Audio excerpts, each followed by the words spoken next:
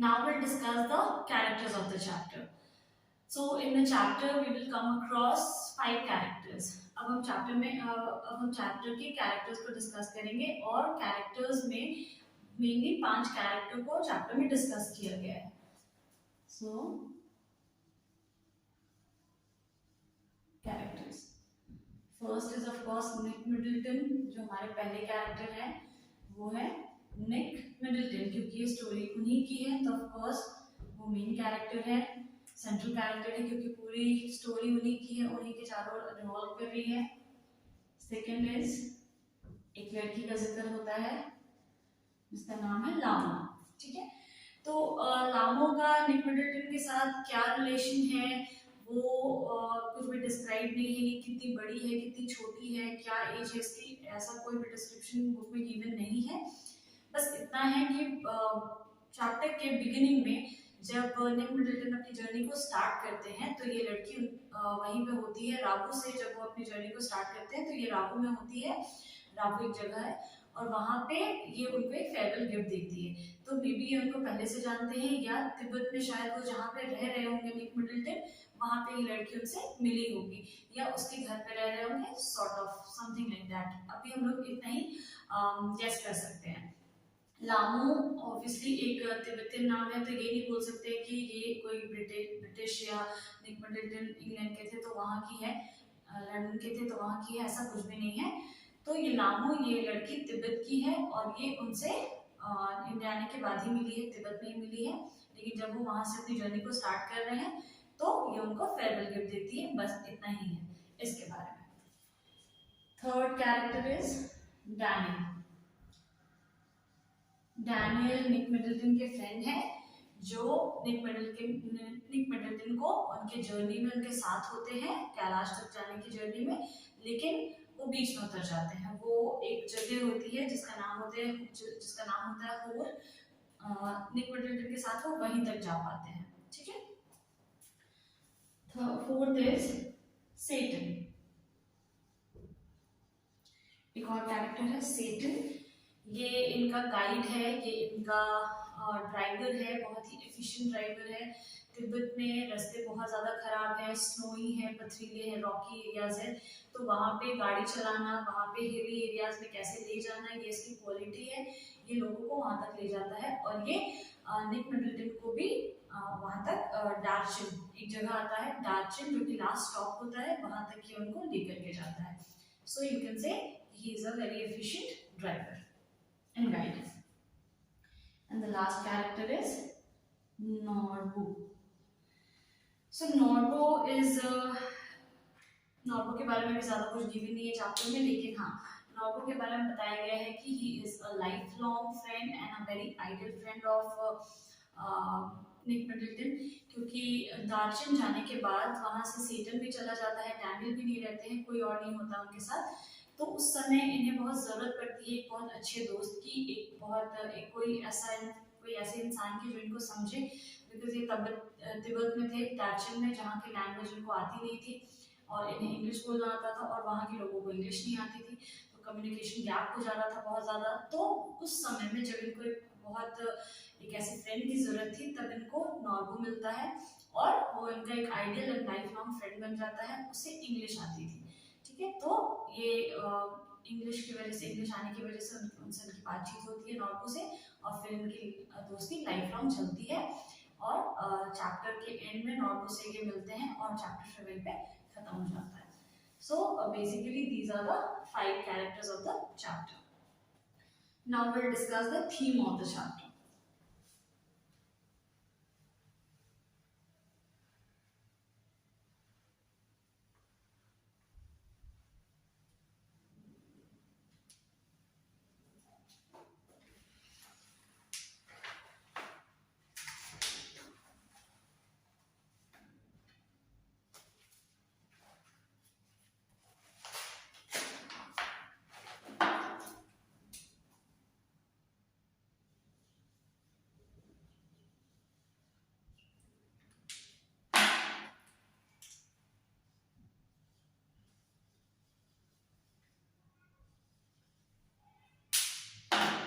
It's not visible.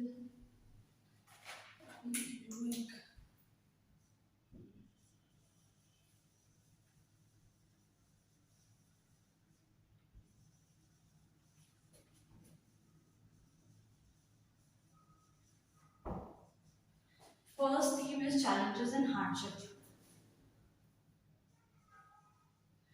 Chapter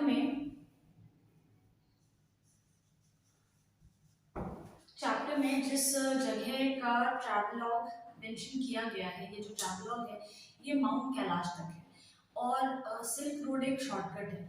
तो वो ये जो जर्नी है ये बहुत आसान नहीं है। ऐसे भी अगर हम देखें तो लद्दाख और लेह और ये सारी जो जगह हैं जहाँ पे माउंटेन स्नो सब साथ में होता है, तो वो सब एरिया बहुत ड्राई होता है, ऑल्टीट्यूड होते हैं, स्नो है, ब्रीदिंग इश्यूज होते हैं, रास्ते खराब होते हैं, सब लोग वहाँ सर्वाइव नहीं कर पाते हैं, ठंड बहुत ज़्यादा होती है। तो ये सारे चैलेंजेस इनको यहाँ भी फेस करने पड़ते हैं। निक मिडलटन ने भी ये सारे चैलेंजेस को ड्यूरिंग हिज जर्नी फेस किया। उनकी जर्नी माउंट कैलाश तक, तो वहाँ तक अपनी जर्नी जो रावो से लेकर के वहाँ तक माउंट कैलाश तक की जर्नी है, उस दौरान उन्होंने भी ये सारे चैलेंजेस को, इन सारे हार्डशिप्स को, इन सारे चुनौतियों को और परेशानियों और कठिनाइयों का सामना करते हुए वो आगे बढ़ते हैं। ऐसा नहीं है कि अपने जर्नी को बीच में ही छोड़ देते हैं, ठीक है। तो ये सारी चीज़ें इस चैप्टर का बेसिक थीम है। पूरे चैप्टर में ही आपको ये दिखाई देगा कि रास्ता इस तरीके का है, बीच में ये सारे जानवर मिल रहे हैं, कोई जानवर बहुत ज़्यादा खतरनाक है, कुछ जानवर ठीक हैं, तो कभी पहाड़ आ जा रहा है, कभी बर्फ आ रही है, कभी कीचड़ वाले रास्ते आ जा रहे हैं। तो ऐसी ऐसी कठिनाइयाँ बीच बीच में आती रहती हैं, हार्डशिप्स आते रहते हैं। बट एक ट्रैवलर के लिए ये सारे एक्सपीरियंसेस बहुत ही ज़्यादा प्रेशियस होते हैं। अगर उनको ऐसे चैलेंजेस ना मिले तो फिर वो जर्नी का कोई मतलब नहीं है। तो ये चैप्टर में बहुत अच्छे से डिस्क्राइब किया गया है। तो बेसिक फर्स्ट थीम ये है हमारे चैप्टर का। Second is adventure. एडवेंचर तो है ही, पूरा ही चैप्टर एडवेंचरस है। एडवेंचर का मतलब कुछ नया करना with a hint of risk, जिसमें थोड़ा सा रिस्क इन्वॉल्व हो। तो ये जो पूरा ही चैप्टर है इसमें नया हो ही रहा है उनकी जर्नी माउंट कैलाश तक, जो कि बहुत ही ज़्यादा मिस्टीरियस जगह है। तो वहाँ पे उनका जाना ये अपने आप में बहुत बड़ा एडवेंचर है। और रास्ते में तो बहुत सारे जोखिम, बहुत सारे कारनामे होते ही हैं। तो उन सबको फेस करना, उसको उसके बारे में लिखना, उसको एक्सपीरियंस करना, ये बहुत ही एडवेंचरस था। तो इसलिए ये दो बेसिक मेन थीम्स हैं चैप्टर के जो वी शुड डिस्कस। तो आई होप आपको एक ओवरऑल जिस्ट मिल गया चैप्टर का, कि आपको समझ में आ गया होगा कि चैप्टर किस बारे में है। Chapter is about a road, Silk road. Mainly हम लोग इस रोड के बारे में पढ़ेंगे। जर्नी तो डेस्टिनेशन तो माउंट कैलाश है, लेकिन वहां तक जाने के बाद स्टोरी खत्म हो जाती है। वहां पहुंचने तक ही, वहां के बाद क्या हुआ ये चैप्टर में डिस्क्राइब नहीं है। तो बेसिकली चैप्टर का नाम सिल्क रोड है क्योंकि हम लोग उस रोड को डिस्क्राइब करने वाले इस चैप्टर में। ये निक मिडलटन का ट्रैवलॉग है। और चैप्टर में जो कैरेक्टर्स है वो मैंने आपको बता दिए, मैंने आपको थीम बता दिया चैप्टर का। तो आई होप आपको एक ओवरऑल जिस्ट मिल गया होगा। तो now I think we should start the chapter. हम लोगों को चैप्टर स्टार्ट करना चाहिए, but before that I will start the chapter in the next lecture. I'm not going to start the chapter in this lecture. I just want to tell you that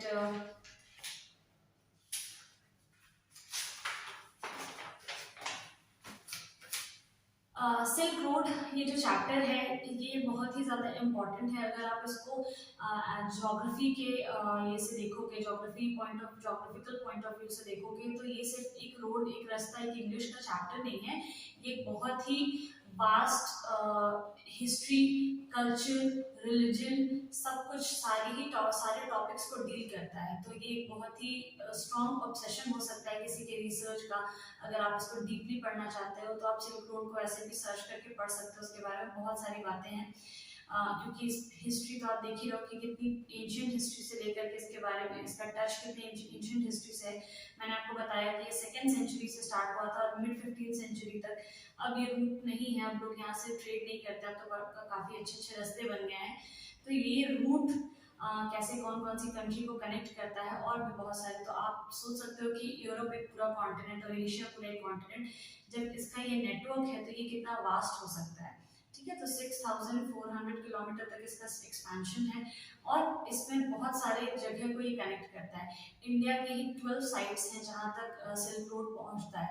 तो 7 states में 7 states में 12 sites हैं जहाँ तक India में भी silk route से trade होता था। तो ये सिर्फ इंडिया के लिए या किसी सिर्फ चाइना के लिए नहीं बल्कि बहुत सारे इम्पोर्टेंट ट्रेड का सोर्स रहा है, एक जरिया रहा है, नेटवर्क रहा है of trading. So I hope आपको ये समझ में आएगा कि इम्पोर्टेंस क्या है इसको पढ़ने का, सिल्क रोड को पढ़ने का। आप इसको सिर्फ एज अ रोड और उसका डिस्क्रिप्शन को देख करके ना पढ़ें, इसके बारे में इसके इम्पोर्टेंस को समझना बहुत ही ज़्यादा ज़रूरी है। So I hope you will be with me in the second lecture and will continue the chapter. Thank you.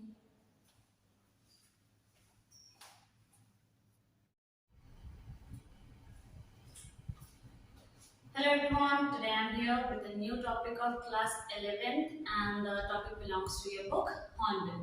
The name of the chapter is Silk Road. Students, जो chapter आज हम discuss करने वाले हैं वो आपके Hornbill book का एक chapter है जिसका नाम है Silk Road.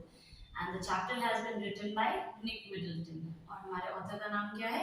Nick Middleton. So before discussing the chapter, I would like to discuss something about our author. Chapter को discuss करने से पहले हमारे author के बारे में कुछ discuss करते हैं. So Nick Middleton, he was born on 1960 in London. Sorry, he was born in 1960 in London. Date mention नहीं है. So he was born in 1960 in London. इनका जन्म 1960 में लंदन में हुआ था. He is a physical geographer.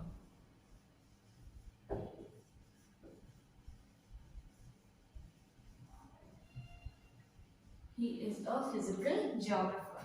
Now, what is physical geographer? Physical geographer होते क्या हैं? A person who studies physical geography is called physical geographer. जो लोग फिजिकल ज्योग्राफी पढ़ते हैं उन्हें फिजिकल ज्योग्राफर कहते हैं. नाउ द क्वेश्चन इज कि what is physical geography? Physical geography क्या है? तो physical geography is a branch of natural science which deals with the processes and patterns of natural environment. Physical geography ये है कि एक ऐसा नेचुरल साइंस का ब्रांच है जिसमें लोग हमारे दुनिया में जितने भी लैंडस्केप्स हैं अलग अलग, जैसे वैलीज हैं, हिल्स हैं, माउंटेन्स है, प्लेटू है, प्लेन्स है, डिजर्ट है, वाटर बॉडीज हैं, तो इस अलग अलग एनवायरनमेंट में सारे नेचुरल एनवायरनमेंट है, तो उनका प्रोसेस, उनका पैटर्न क्या क्या होता है इसको जानना, एक्सपीरियंस करना, उस पर रिसर्च करना, ये होता है फिजिकल ज्योग्राफर का काम. Alright, so Nick Middleton is one of them. इसलिए निक मिडल्टन फिजिकल ज्योग्राफर हैं और वो भी ऐसे ही काम, यही सारे काम करते हैं. Alright, now for example I can give you the example of Bear Grylls, Man vs Wild. Man vs Wild में जो आदमी है Bear Grylls, आपने देखा होगा कि वो कैसे जगह जगह पे ऐसे चैलेंजिंग जगह पे जाकर के रहते हैं, डिजर्ट में कभी तो कभी माउंटेन में तो कभी बहुत घने जंगल में, किसी ऐसे फॉरेस्ट में, एवरग्रीन फॉरेस्ट हो गया, तो वहाँ पे जाकर के वो रहते हैं और वहाँ के वेज को हम लोगों को बताते हैं कि वहाँ पे सर्वाइवल के लिए क्या क्या चीज़ें इंपॉर्टेंट हैं, कैसे रहना होता है, टेम्परेचर कैसे हैंडल करना होता है, each and everything he teaches us. तो वो भी एक फिजिकल ज्योग्राफर है. And likewise Nick Middleton is one of them. Nick Middleton भी वैसे ही है. ठीक है, निक मिडल्टन का भी एक शो आता है टेलीविजन पे जिनका नाम है going two extremes and surviving extremes. तो इन्होंने अभी तक 70 कंट्रीज में ट्रैवल किया है. अपने रिसर्च और अपने काम के सिलसिले में किया होगा या शौक से किया होगा. तो he has travelled more than 70 countries. तो उन्हीं सी चीज़ों को, उन्हीं ट्रैवलॉग्स को लेकर के इनके शोज हैं, टेलीविजन शोज हैं जिनका नाम है going two extremes and surviving extremes. Alright, तो इनका स्पेशलाइजेशन डेजर्टिफिकेशन में है. मतलब आपका जो सब्जेक्ट होता है उसमें आपको एक स्पेशलाइजेशन करना होता है, लाइक पीएचडी करना होता है ना, तो वैसे ही इनका स्पेशलाइजेशन है डेजर्टिफिकेशन में, यानी कि dry places of the earth जो है उनके बारे में पढ़ना, रिसर्च करना, उस जगह पे जाना. तो ये वैसे इस प्लेसेस को ज़्यादा एक्सप्लोर करते हैं. ऑलराइट, नाउ तो इन्होंने 70 कंट्री से ज़्यादा ट्रैवल किए हैं, तो उसको हम लोग तो टीवी में देख ही सकते हैं गोइंग टू एक्सट्रीम्स और सर्वाइविंग एक्सट्रीम्स में. बट उनकी एक ऐसी ही जर्नी को हम लोग इस चैप्टर में पढ़ेंगे जो सिल्क रोड की जर्नी है. Alright, that's why the chapter has been named Silk Road. Silk Road से आपको समझ में आ रहा होगा कि एक सड़क का नाम है, एक रास्ते का नाम है। तो Nick Middleton had been there. Nick Middleton वहाँ गए थे and he has described his journey in this chapter.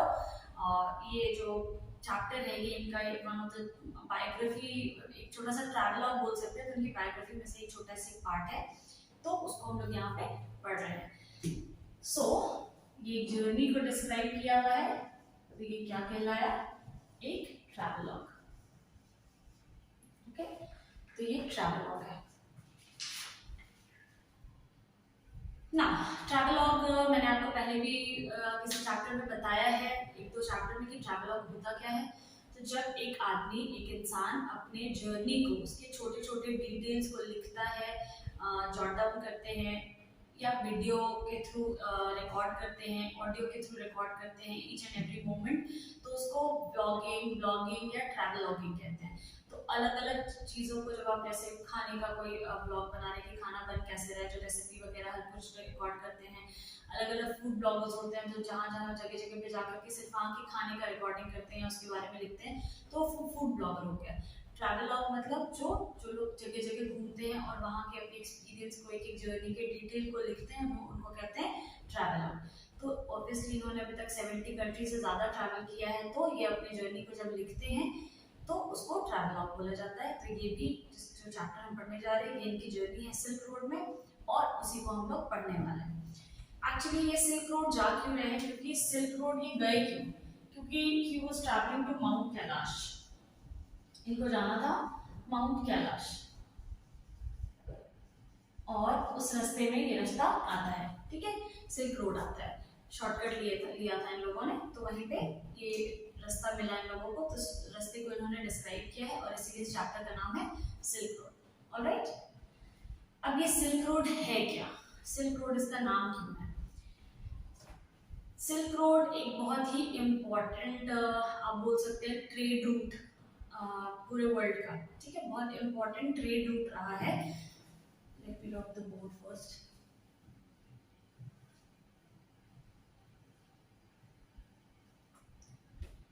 ये जो रूट है सिल्क रोड, ये कोई आम रास्ता नहीं है, ये 2nd सेंचुरी से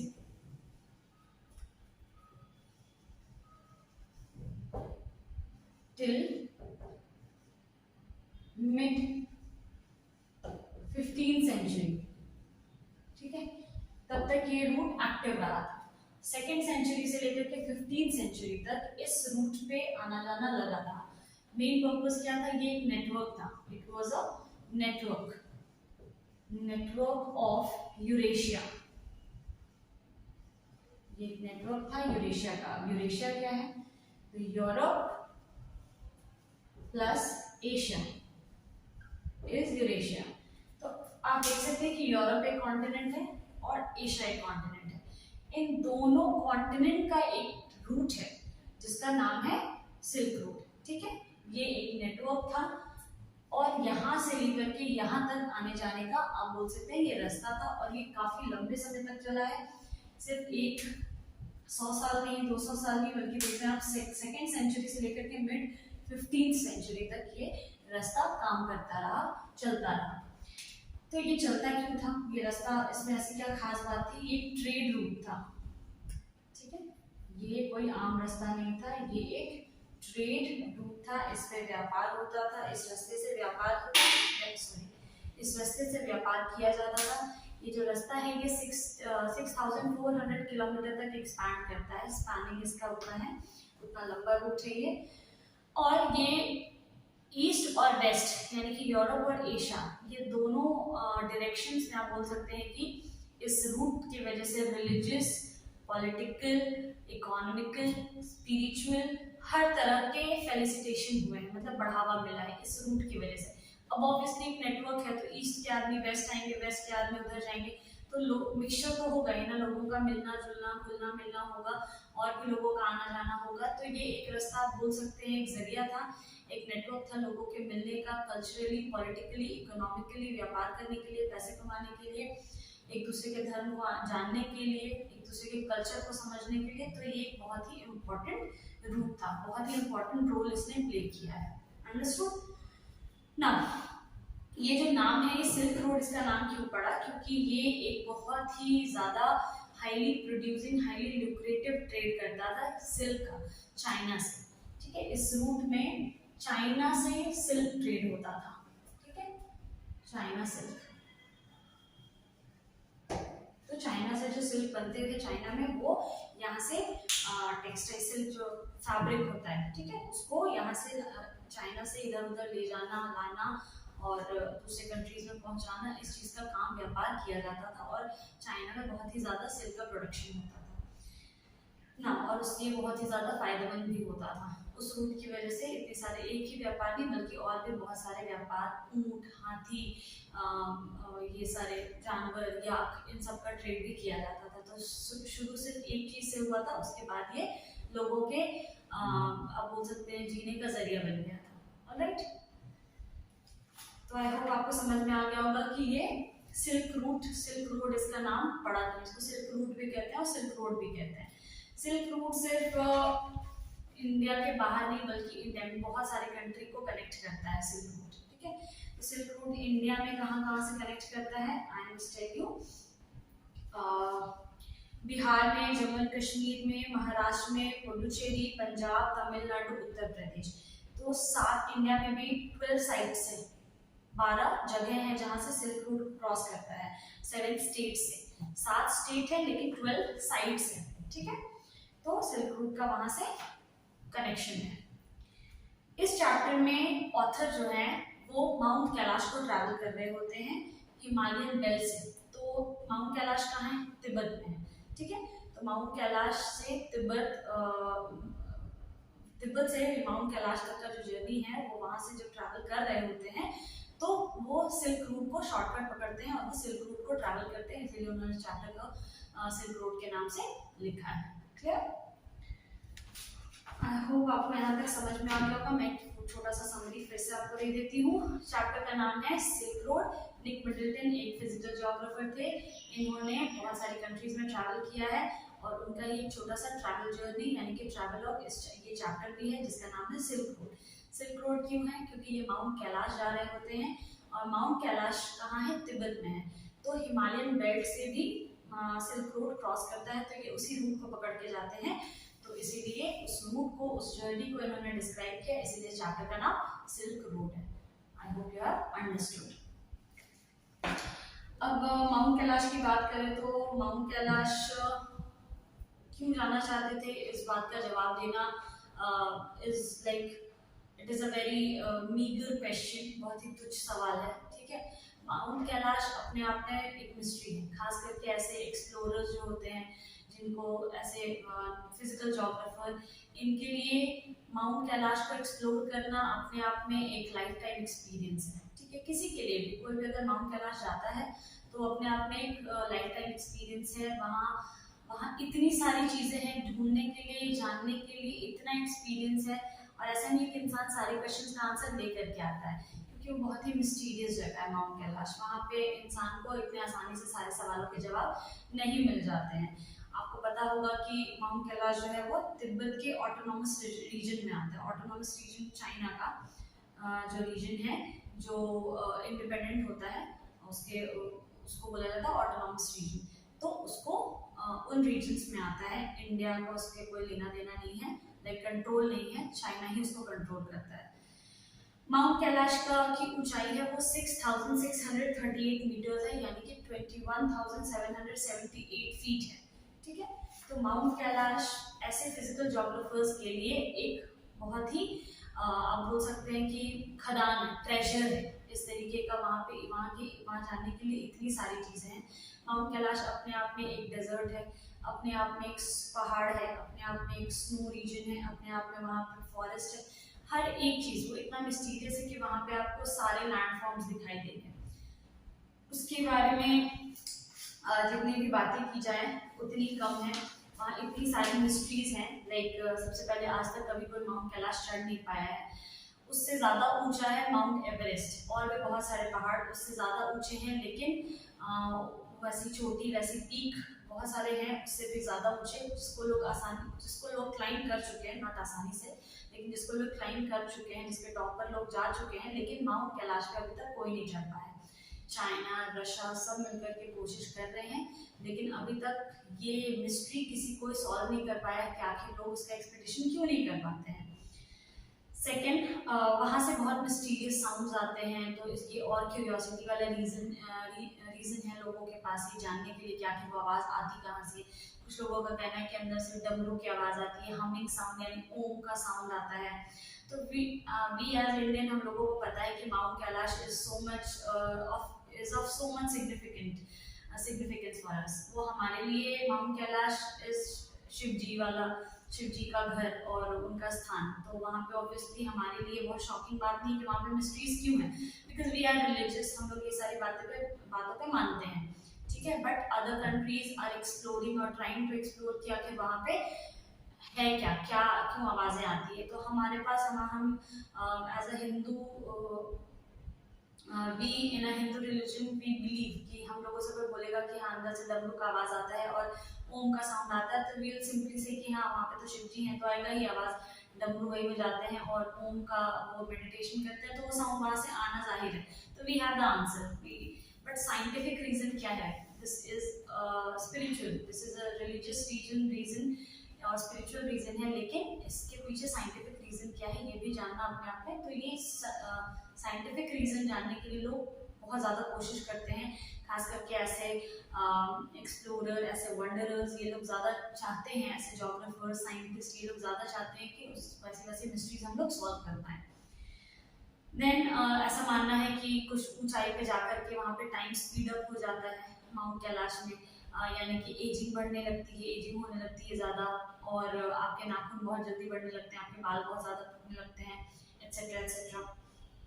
देन माउंट कैलाश को एक्सिस मुंडी भी बोला जाता है, यानी कि epicentre of the world बोला जाता है। ऐसा माना जाता है कि जैसे अर्थ एक एक्सिस है ना, अर्थ एक एक्सिस पे रोटेट करता है, तो वो एक एक्सिस है जहाँ से नॉर्थ का दूरी 6000 समथिंग किलोमीटर है, और वहाँ से एग्जैक्टली साउथ पोल जो है वो टू टाइम्स मतलब डबल है उसका, तो वो एक एक्सिस की तरह वहाँ पे काम कर रहा है, साउथ पोल और नॉर्थ पोल, ठीक है। पूरे अर्थ के लिए एपिसेंटर माना जाता है उसको कि अगर माउंट के कुछ लोगों का ये भी कहना है कि अगर माउंट कैलाश नहीं होगा तो अर्थ का कोई एग्जिस्टेंस नहीं होता। कुछ लोगों का ये कहना है कि वो एक यूएफओ है, स्पेसशिप है। ऊपर से जब बर्फ जरा सी हटी थी तो वहाँ से कुछ लोगों ने पिक्चर लेने की कोशिश की थी स्पेस से, नासा से और सैटेलाइट से पिक्चर ली गई थी, तो ऐसा देखने में लग रहा था कि वहाँ पे वो स्पेसशिप है। तो कुछ एलियंस ऐसे अजीब से दिखने वाले क्रीचर्स भी वहाँ पे कभी कभी नजर आते हैं। तो दीज आर द मिस्ट्रीज जो कि माउंट कैलाश की ओर बाकी लोगों को लेकर के जाता है, खींचता है, और वहाँ जानने की जो इच्छा होती है, क्यूरियोसिटी होती है। तो this is not even a question कि निक मर्टिल्टन वहाँ क्या करने गए होंगे और क्यों गए थे कैलाश, ये कोई सवाल है ही नहीं, कि अपने आप में एक बहुत बड़ी मिस्ट्री है। माउंट कैलाश अपने आप में ही बहुत बड़ी मिस्ट्री है, तो कोई उसको जानने के लिए और एक्सप्लोर करने के लिए वहाँ जाएगा ही। एनीवेज, सो ये था ओवरऑल एक चैप्टर समरी आपका, और जिसको अब हम लोग स्टार्ट करेंगे एज अ चैप्टर कि उन्होंने अपनी जर्नी को कैसे डिस्क्राइब किया और उसमें क्या क्या लिखा है।